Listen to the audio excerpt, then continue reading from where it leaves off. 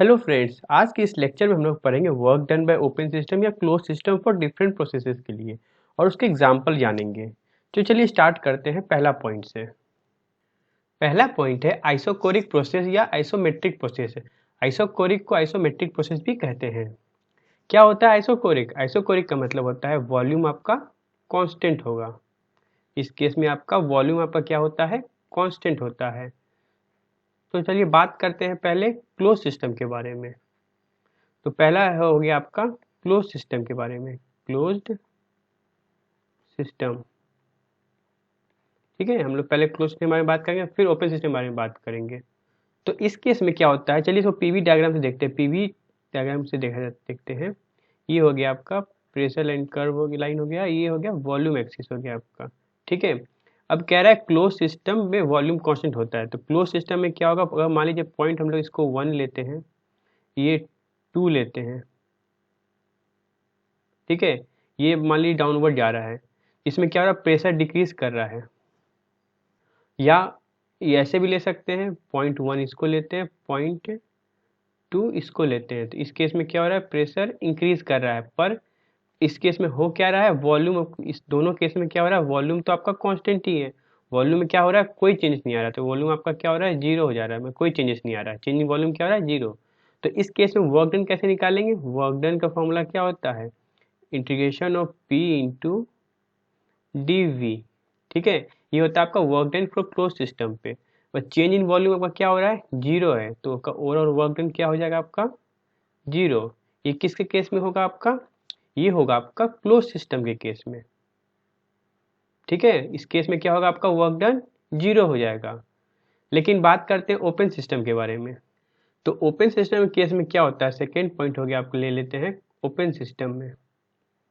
Open system, तो इस case में वॉल्यूम कांस्टेंट कैसे कैसे ऑपरेट होगा। वॉल्यूम अगर कांस्टेंट है ओपन सिस्टम में, तो फिर क्या करेंगे, चलिए पीवी डायग्राम देखते हैं। ये हो गया प्रेशर एक्सिस, ये हो गया वॉल्यूम एक्सिस। ठीक है, इस केस में क्या होगा, इस पॉइंट को हम लोग ले लेते हैं फर्स्ट पॉइंट, और इसको ले लेते हैं हम लोग सेकेंड पॉइंट। तो वॉल्यूम यहाँ से, वॉल्यूम तो कांस्टेंट है यहाँ पे भी, लेकिन ये इंक्रीज कर रहा है प्रेशर।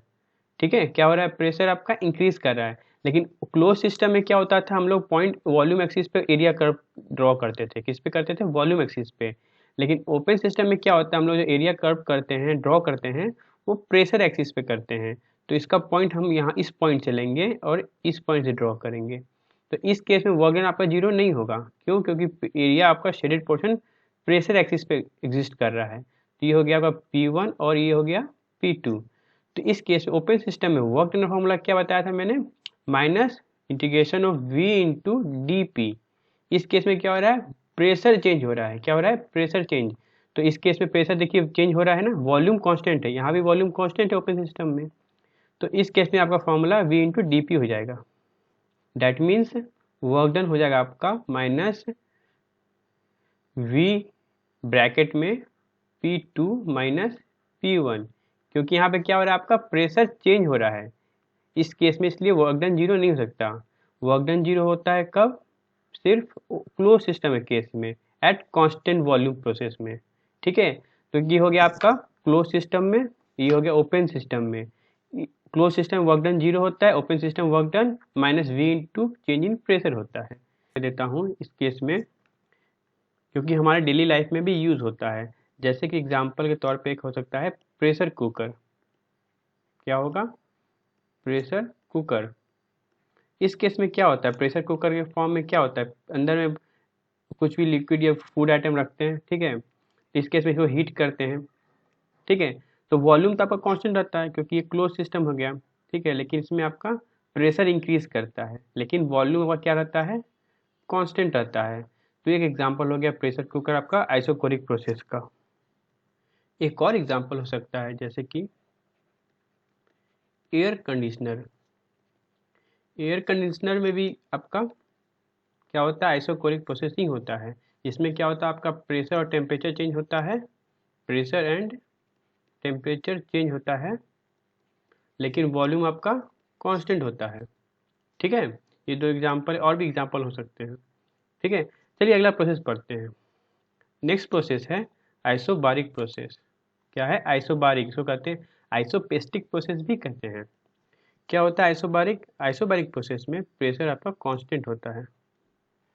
तो इस केस में क्या होता है आपका प्रेशर हो जाता है आपका कांस्टेंट। ठीक है, तो कहते हैं आइसोबारिक प्रोसेस होता है।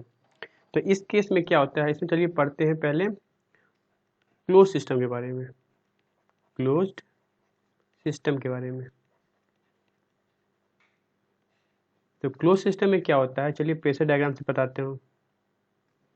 ये हो गया P, ये हो गया V, वॉल्यूम एक्सिस।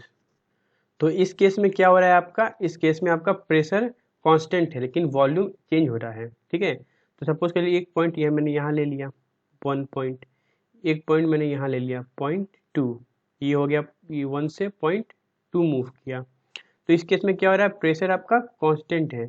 क्योंकि ये क्लोज सिस्टम है तो इसका जो एरिया बनेगा इंक्लोज होगा, कहाँ पे होगा, वॉल्यूम एक्सिस पे होगा। ठीक है, कहाँ पे होगा, वॉल्यूम एक्सिस पे, क्लोज सिस्टम के केस में। तो यहाँ पे आपका एक प्रेशर, एक पॉइंट वॉल्यूम V1 हो गया आपका, ये वॉल्यूम V2 हो गया। तो इस केस में प्रेशर, ये वर्क डन एग्जिस्ट करेगा। ठीक है, तो वर्क डन क्या हो जाएगा आपका, work done equals to integration of P into dV। यहाँ पे आपका वॉल्यूम चेंज हो रहा है तो इसको हम लोग ऐसे भी ले सकते हैं, work done equals to P into V2 minus P1। तो ये हो गया आपका क्लोज सिस्टम में वर्क डन। चलिए जानते हैं ओपन सिस्टम के बारे में। ओपन सिस्टम, तो इस केस में क्या होता है, इस केस में आपका प्रेशर वॉल्यूम डायग्राम बनाता हूँ। ये हो गया P, ये हो गया आपका V। ठीक है, तो इस केस में आपका यहाँ पे भी आपका प्रेशर तो कांस्टेंट ही होगा। तो ये हो गया 0.1, ये हो गया 0.2, तो ये मूव किया 1 से 2 पे। लेकिन इस केस में क्या, ओपन सिस्टम में क्या होता है, जो एरिया इनक्लोज होता है किस पे होता है, प्रेशर एक्सिस पे होता है। तो ये प्रेशर एक्सिस देख रहे हैं, ये तो कांस्टेंट हो गया, P1 इक्वल्स टू P2, दोनों सेम हो गया, वॉल्यूम एक्सिस पे नहीं होगा। तो इस केस में क्या हो जाएगा आपका work done, work done equals to minus V into D P, change in pressure. पर चेंज इन प्रेशर क्या है आपका, सेम है, मतलब कांस्टेंट है। तो इस केस में वर्क डन आपका क्या हो जाएगा, 0। ठीक है, केस में वर्क डन हो गया आपका 0। तो सिमिलरली इसी तरह आइसोकोरिक प्रोसेस की तरह ही था कि क्लोज सिस्टम इसका उल्टा था, इसका ओपन सिस्टम इसका उल्टा था। ठीक है, चलिए एग्जाम्पल देखते हैं इसका। तो इसका एग्जाम्पल हो जाएगा आपका, किसी भी वाटर को, चलिए कोई सपोज कीजिए कोई कंटेनर है, इसमें वाटर रखा हुआ है। ठीक है, इसको बॉईल करते हैं, क्या करते हैं, बॉईल कर रहे हैं। तो इसको हम लोग एटमॉस्फेरिक कंडीशन में बॉईल करेंगे। कौन सी कंडीशन पे, एटमॉस्फेरिक कंडीशन पे। तो इस केस में क्या हो, जो भी बॉइलिंग होगा एटमॉस्फेरिक कंडीशन में, तो प्रेशर हमेशा कांस्टेंट रहेगा। क्यों, क्योंकि इसका एटमॉस्फेयर और इसका अंडर एटमॉस्फेयर इसको कंपनसेट करके इसको एक नॉर्मल स्टेट में ला देगा। ठीक है, तो कोई चेंजेस ऐसा नहीं आएगा, बहुत ही स्मॉल चेंजेस आएगा जो कि नेग्लिजिबल होता है, इसलिए प्रेशर यहाँ पे कांस्टेंट हो जाएगा। पर वॉल्यूम चेंज होगा क्योंकि ये हीट हो रहा है, हीट होने के कारण इसका मास में चेंजेस आएगा। ठीक है, वाटर बॉयल होकर वेपर में बदलेगा, लिक्विड टू वेपर बदल जाएगा आपका। ये लिक्विड फॉर्म क्या हो जाएगा आपका, कन्वर्ट हो जाएगा वेपर या गैस फॉर्म में कन्वर्ट हो जाएगा। तो इसका लॉसेस होगा वॉल्यूम का, लेकिन प्रेशर में कोई चेंजेस नहीं आएगा आपका। तो ये एग्जांपल हो गया आपका आइसोबारिक प्रोसेस में, जो कि हो गया boiling of water at atmospheric condition. Atmospheric condition, atmospheric condition पे प्रेशर में कोई इफेक्ट नहीं पड़ता है। ठीक है, ये हो गया आपका एग्जांपल। चलिए अगला प्रोसेस जानते हैं। अगला प्रोसेस है आपका आइसोथर्मल प्रोसेस, जिसको हाइपरबोलिक प्रोसेस भी कहते हैं। आइसोथर्मल प्रोसेस में क्या होता है, आइसोथर्मल प्रोसेस में आपका टेम्परेचर कांस्टेंट होता है। क्या होता है आपका, टेम्परेचर कांस्टेंट होता है। देखिए आइसो मतलब सेम और थर्मल मतलब हीट, हीट में टेम्परेचर से रिलेटेड होता है। तो टेम्परेचर आपका कांस्टेंट होता है इस केस में, आइसोथर्मल हो गया आपका। क्योंकि मैं जितना ये प्रोसेस बता रहा हूँ सब एक आइडियल कंडीशन के केस में है। किस केस में है, आइडियल कंडीशन के केस में। तो इस केस में क्या होगा, आइडियल गैस इक्वेशन क्या हो जाएगा आपका, PV equals to M R और T। सो ये हो गया गैस इक्वेशन। इस केस में क्या है, मास भी कांस्टेंट है, आर भी कांस्टेंट और टेम्परेचर तो कांस्टेंट है ही, तो ये ओवरऑल क्या हो जाएगा, पूरा पूरी कांस्टेंट हो जाएगा। इसको हम लोग सी डिनोट कर लेते हैं। तो इस केस हम लोग क्या लिख सकते हैं, पी वी इक्वल्स टू लिख सकते हैं P one V one equals to P two V two, जो कि हम लोग P V equals to M R T भी लिखा जाता है। ठीक है, ये हो गया आइडियल गैस इक्वेशन, जो कि सब कांस्टेंट है, जो कि सी के बराबर लिए हैं। तो इसको इस केस में हम लोग क्या लिख सकते हैं, P V equals to P one V one equals to P two V two लिख सकते हैं। ठीक है, और इस प्रोसेस को हम लोग हाइपरबोलिक क्यों कहते हैं, हाइपरबोलिक इसलिए कहते हैं क्योंकि प्रेशर वॉल्यूम डायग्राम में ये जो होता है वो hyperbolic rectangular hyperbolic condition exist करता है, जो कि हो गया, ये पॉइंट हो गया आपका 1, ये पॉइंट हो गया आपका 2।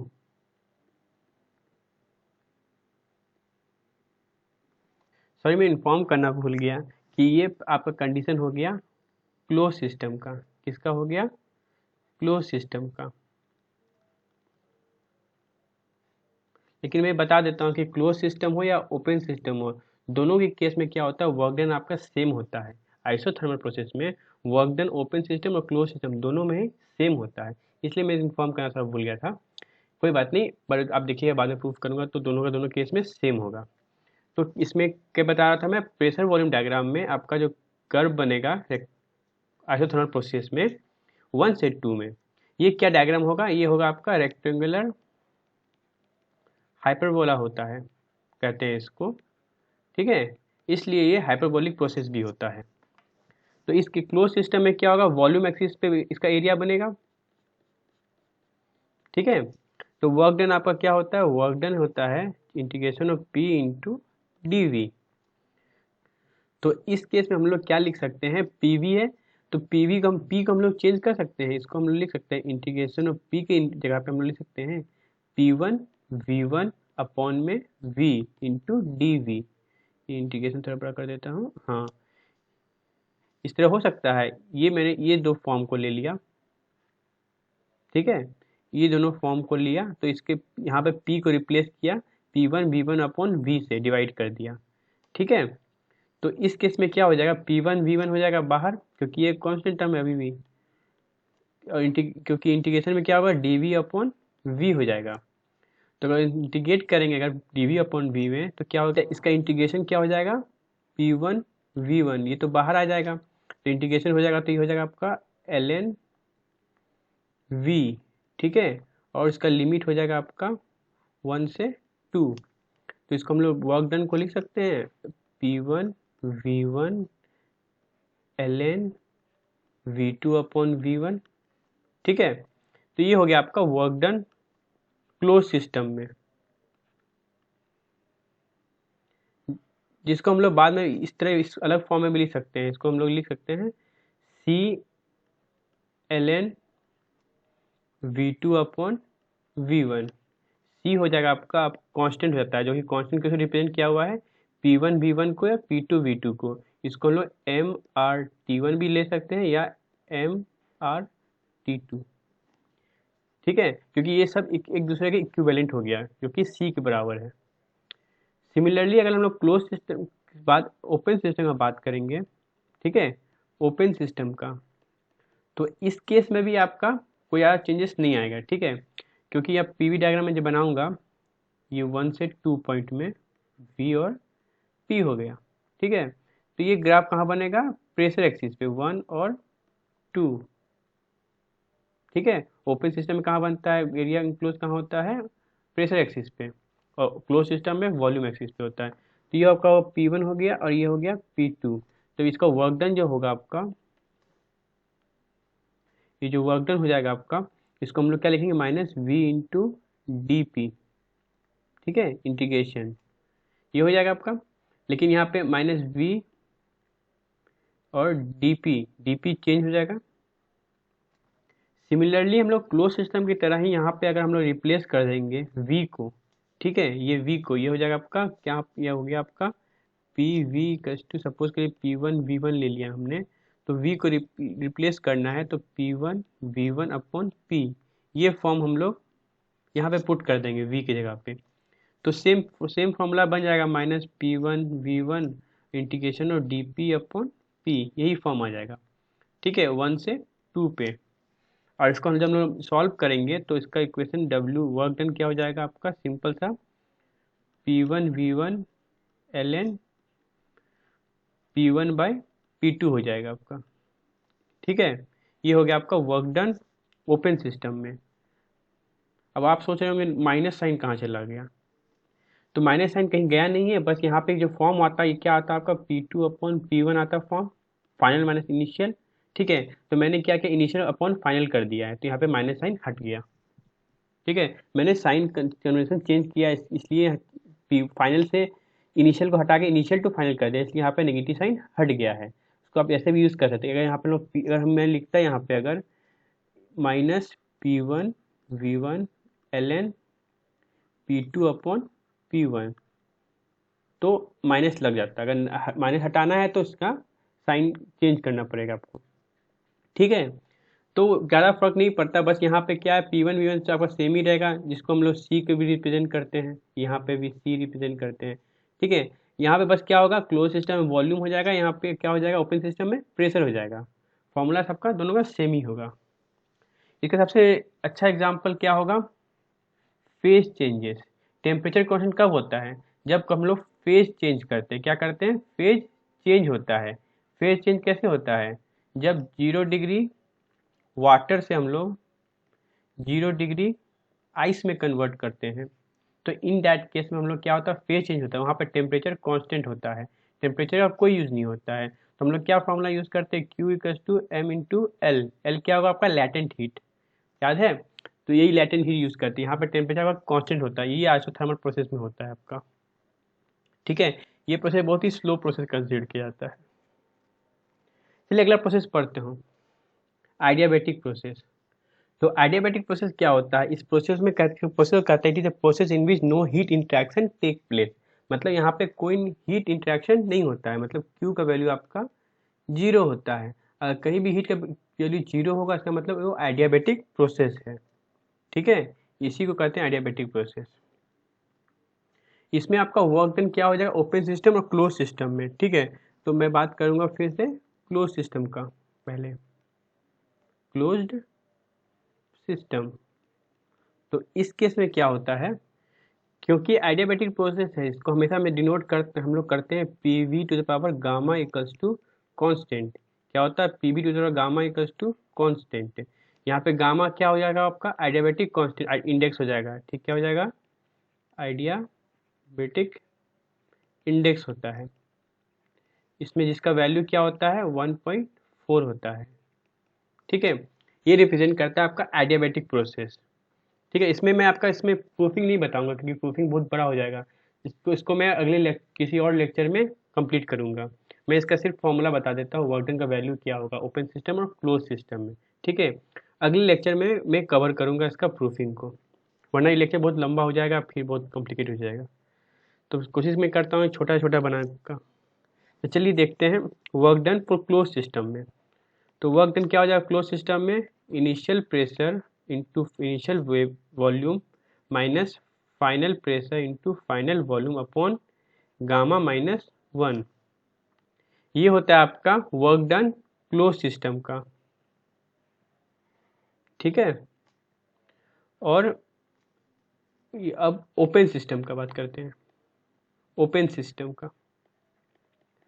तो इस केस में क्या होता है, वर्क डन हो जाएगा आपका, work done equals to P1 V1 initial pressure initial volume up minus final pressure final volume upon γ-1। सब चीज़ सेम होगा क्लोज सिस्टम की ही तरह, बस यहाँ पे गामा मल्टीप्लाई हो जाएगा एक बार।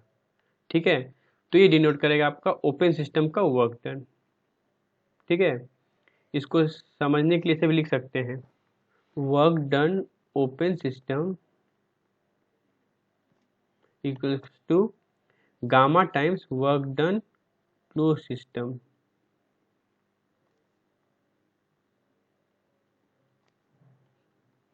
ठीक है, ये हो जाएगा आपका work done open system equals to gamma times work done of close system. सिर्फ एक गामा का डिफरेंस है ओपन और क्लोज सिस्टम में। ठीक है, इसका मैं प्रूफिंग अगले लेक्चर में कवर करूंगा। ठीक है, कोई दिक्कत नहीं है। तो इसका सबसे कॉमन एग्जांपल क्या हो जाएगा, जो कि नॉर्मली हम लोग बहुत यूज़ करते हैं, खासकर लोग ठंडा में यूज़ करते हैं, तो विंटर वेकेशन में क्या होता है, विंटर सीजन में जो यूज़ करते हैं थर्मोफ्लैक्स हो जाता है, और नहीं तो इंसुलेटेड वेसल कहेंगे या तो, ठीक है, थर्मोफ्लैक्स। इस केस में क्या होता है, थर्मोफ्लैक्स में क्या होता है, कोई भी हम लोग लिक्विड रखते हैं, वो यहाँ पे बाहर में क्या होता है, इंसुलेटेड क्या रहता है, क्या रहता है, इंसुलेटेड क्या रहता है, जिसके कारण क्या होता है, इसका जो हीट फ्लो है वो बाहर से इंट्रैक्शन नहीं हो पाता है, जिसके कारण क्या होता है, हीट एनर्जी जीरो ही रहता है, हीट एनर्जी इनसाइड रहता है, बाहर नहीं आता है। जब तक सिस्टम से सराउंडिंग में ट्रांसफर नहीं होगा हीट, तो हीट एनर्जी में कोई वैल्यू चेंजेस नहीं होता है, ठीक है, क्योंकि चेंज इनसाइड द सिस्टम हो रहा है, सिस्टम के बाहर नहीं हो रहा है, सराउंडिंग से इंटरेक्ट नहीं कर रहा है, तो इंटरेक्ट नहीं करता है उसमें कोई चेंजेस नहीं आएगा, डैट मीन्स हम लोग कंसिडर करेंगे इसको जीरो। तो ये एग्जांपल हो गया इंसुलेटेड में। अदर एग्जांपल में हम लोग देख सकते हैं, जैसे कि टरबाइन हो गया आपका, ये भी आइडियाबैटिक होता है, ठीक है, यहाँ पे हमेशा वर्क डन होता है, हीट एनर्जी आपका इसमें जीरो होता है, ठीक है। सबसे बड़ा एग्जांपल आपका आइडियाबैटिक का हो गया यूनिवर्स, हमारा यूनिवर्स एक तरह का आइडियाबैटिक है।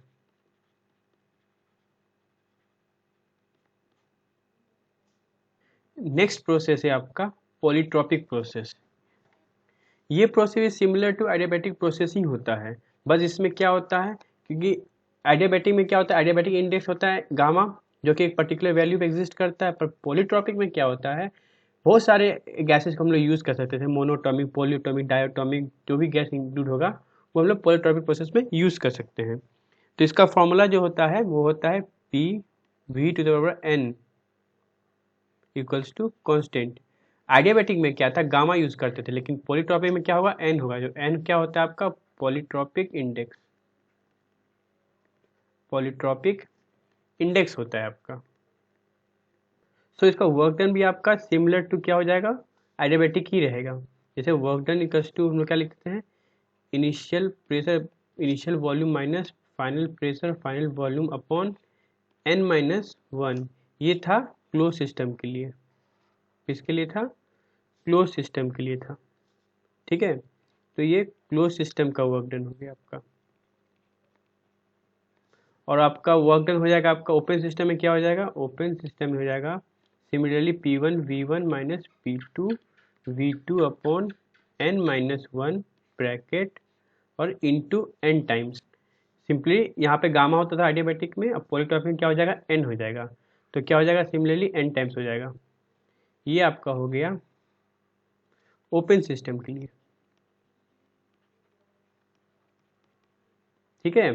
तो हम लोग इसको ऐसे भी लिख सकते हैं, work done in open system equals to n times work done by close system,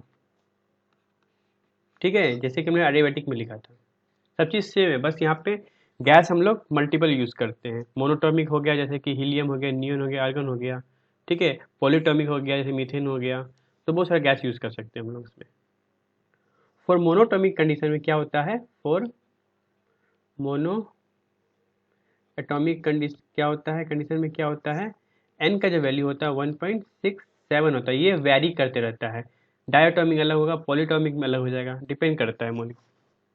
तो पॉलीट्रॉपिक का एग्जाम्पल आपका हो जाएगा, एग्जाम्पल हम लोग लिख सकते हैं गैस कंप्रेसर, गैस कंप्रेसर, या नहीं तो हम लोग लिख सकते हैं गैस टरबाइन,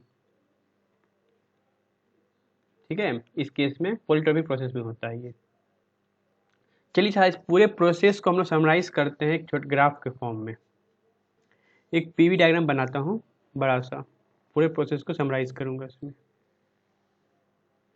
ये वॉल्यूम हो गया, ये प्रेशर हो गया, ठीक है।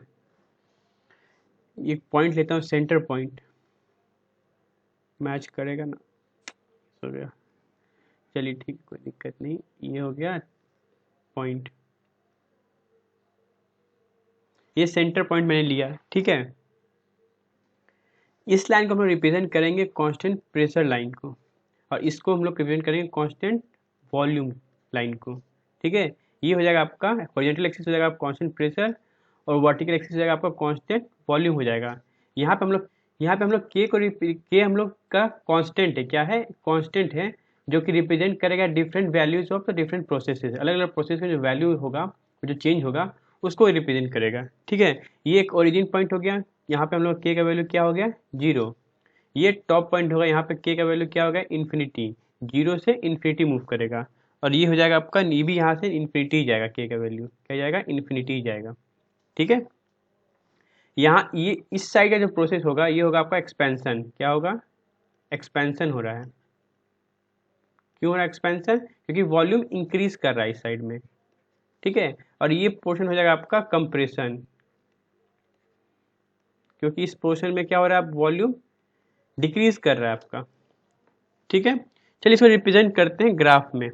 तो सबसे पहला कर्व रिप्रेजेंट करेंगे हम लोग आइसोथर्मल प्रोसेस में। किसको, आइसोथर्मल प्रोसेस में। पी वी इक्वल्स टू सी, यहाँ पे के का वैल्यू हो जाएगा आपका 1। क्यों, क्योंकि यहाँ पे जब हम लिखते हैं वैल्यू क्या है, यहाँ पे 1 है, यहाँ कुछ नहीं है, मतलब यहाँ पे 1 है, तो के का वैल्यू क्या रिप्रेजेंट करेंगे, 1। ये हो गया आपका आइसोथर्मल प्रोसेस में। ये more towards pressure constant line पे रहेगा। ठीक है, और वॉल्यूम एक्सिस लाइन से थोड़ा बहुत दूर रहता है। उसके बाद अगला कर्व बनता है पॉलीट्रॉपिक प्रोसेस का, P V to the power N equals to constant. ये हो गया पॉलीट्रॉपिक। ठीक है, यहाँ पे के का वैल्यू रिप्रेजेंट होता है एन के फॉर्म में। ये हो गया, कोई वैल्यू चेंज होगा पॉलीटॉमिक मोनोटॉमिक के अकॉर्डिंग। और सबसे ज़्यादा बेंड होता है कर्व किसका, आइडियाबैटिक का, मोर टूवर्ड द इन्फिनिटी होता है, सबसे ज़्यादा वैल्यू होता है। के का वैल्यू क्या हो जाएगा, गामा के फॉर्म में हो जाएगा। ये हो जाएगा P V to the power gamma equals to constant. ये हो गया आपका आइडियाबैटिक। क्या हो गया, आइडियाबैटिक।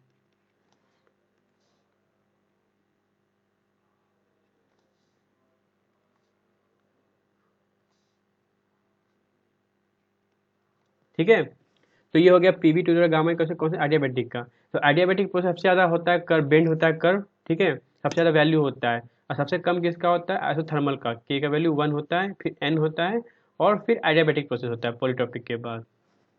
तो 0 से इन्फिनिटी जब भी हम लोग मूव करते हैं, किससे, 0 से हम लोग जब भी इन्फिनिटी तरफ मूव करते हैं, तो इस केस में क्या होता है, आइडियाबैटिक का वैल्यू सबसे ज़्यादा होता है और आइसोथर्मल का सबसे कम होता है। तो ये फॉर्म इस तरह हो जाएगा, 1 less than N less than gamma. ठीक है, तो यहाँ पे ये हो गया आपका आइसोथर्मल, ये हो गया पॉलीट्रॉपिक, ये हो गया आइडियाबैटिक, ये हो गया आइसो, ये हो गया पॉली, ये हो गया आइडिया। तो इस केस में क्या हो गया, एन का जो वैल्यू है 1 से बड़ा होगा और गामा से छोटा होगा, जैसे मैंने ग्राफ में रिप्रेजेंट किया हुआ है। ठीक है, चलिए थैंक यू।